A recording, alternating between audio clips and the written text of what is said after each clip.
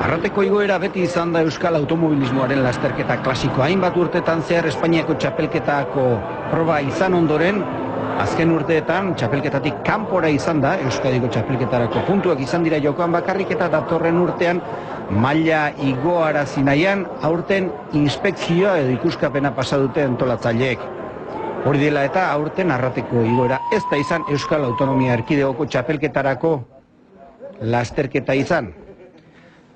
Arrateko antolatzaileek parte hartzaile mordoxka politia lortu dute eta maila handiko lasterketa eskaini dute. Bi protagonista izan dira nagusi. Hor zuen aurrean irudietan duzuena Gorka Apalantza eta Aitor Arakistain eibartarra. Gorka Apalantzak denbora onena egin du Arrateko igoeran. Bera izan da gizonik azkarrena. Lehenengo iloaldian ez du denbora ona lortu.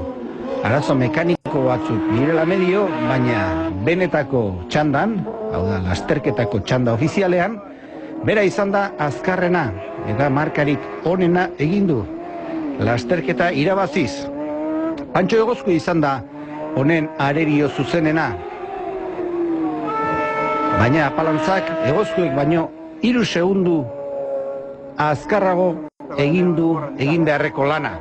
Eta beraz, errezildarra, iazko Espainiako CM Kopako txapelduna eta aurtengo txapelketako protagonista nagusietako bat azkarrena. Bigarren denbora honena Pantxo Egozkuek Nafarroako txapela irabazi zuen igaz, aurten Nafarroako txapelketan ere ongi hasi da, Usategietako igoeran bera izan baitzen azkarrena, eta Pantxo Egozkueren palmaresari buruz ez dago askoz ere gehiago esaterik. Barketa formula turismoekin ibili ondoren, orain CM multzoko kotxeekin ari da, Peraltan egiten diren Silver Car kotxegilearen kotxeekin, Espainiako txapelketako probetan paper ona egiten ari da, eta hemen etxean bera da protagonistetako bat. Jose Antonio Roman, Almeriar gidaria, Espainiako CM Kopako animatzaileetako bat.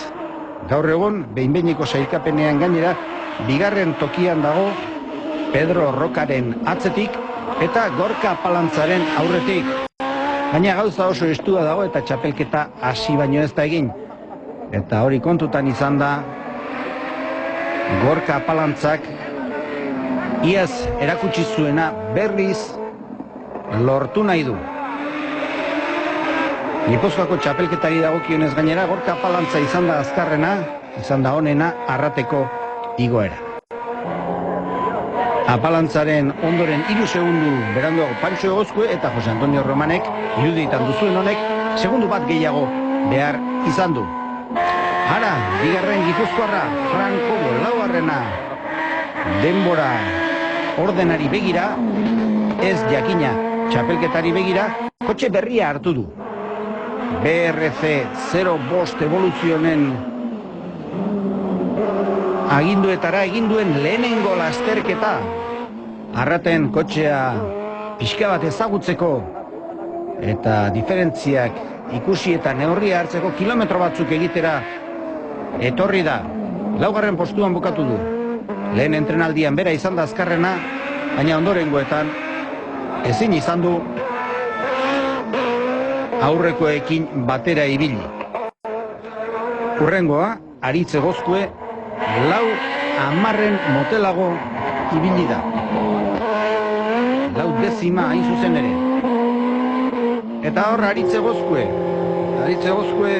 igaz Nafarroako txapelketan bigarrena, Pantxo Egozkue osabaren atzetik, aurten Nafarroako txapelketako lasterketa bakarrean hartu du parte, Usategietan, Etxalarren, ez zuen lasterketa bukatzerik lortu,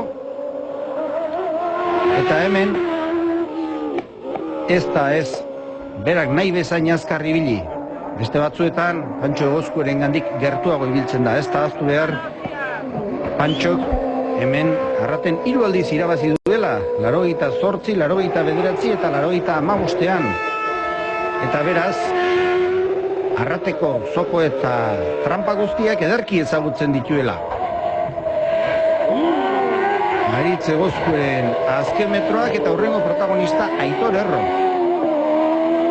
Hau ere Silvercar taldeko kotxearekin dabil Espainiako igoeren txapelketako CM Kopan. Hemen 6. tokian bukatu du, baina kontutan izan behar da, Fitoko igoeran, duela egun gutxi, kotxea lehenengo aldiz hartu zuela Silvercar Nafarroako kotxegileak. Iaz Asturiasko txapelketa, Kastilla eta Leongoa ere irabazi zituen, Nafarroako ere bai eta Espainiako CM Kopan, 4. postuan bukatzea lortu zutela. Aurten, Pedro Rokaren bidez, oso emaitza onak lortzen ari dira.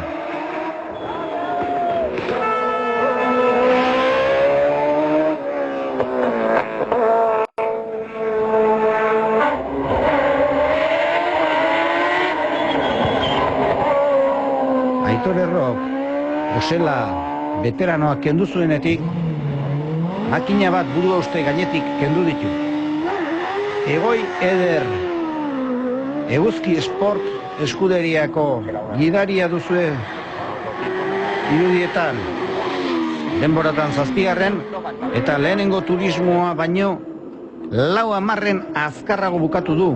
Horregaitik Aitor Arakistain eibartarrak, Arrateko igoeraren irabazleak, gutxigatik ezin izan du Nafarra mendean hartu.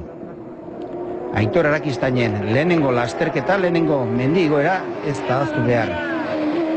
Eibartarrak bere garaian Paris Dakarren ere parte hartu zuela, Torres garai hartan, eta etxean lehiatu den lehenengo honetan, dena alde izan duela eta aukera gertu izanik, azkar ibili da López Fombona mendean hartzeko. Hor ba, Aitor Arakistainen kotxea, denboratan 8. sailkapen nagusian irabazle. Oso estu ibili da Fonbonarekin lehian, egungo Espainiako txapeldunarekin lehian, 2 izan da, 2 kotxeen arteko aldea, baina Aitor Arakistainek jakina ingurumaria Fonbonak baino askoz ere hobeto ezagutzen du. Egun guztia euria botatzen jardun du, eta horrek galtza betelan eman die gidari. Halata guztiz ere ez da istripurik izan, antolatzaileak oso pozik geratu dira lasterketaren martxa benetan bikaina izan delako, eta Espainiako Federazioko ikuskatzaileak oso pozik eta oso gustura bueltatu dira. Arraten antolatzaileek egindakoa bikaina izan dela kontutan hartuta, baina bada oraindik zer hobetu. Txikikeriak zondirik ez. Eta hor, López Fombona, egungo Espainiko txapelduna, bere Audi A4 ST indartsua arraten gora nagusitu zitekeela ikusi arren, azkenean Aitor Arakistainen aurrean oso gutxigatik esandakoa, 10 dezimakatik Asturiarra 2. tokian geratu da. Gaur egun Espainiako txapelketako liderra da.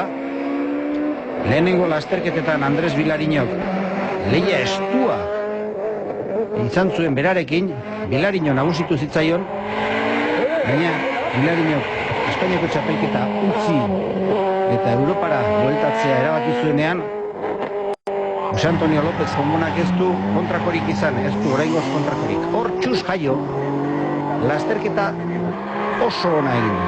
Lehenengo bitxandak entrenamentuetarakoak izan direnez, jendearen gustora trabeska eraman du kotxea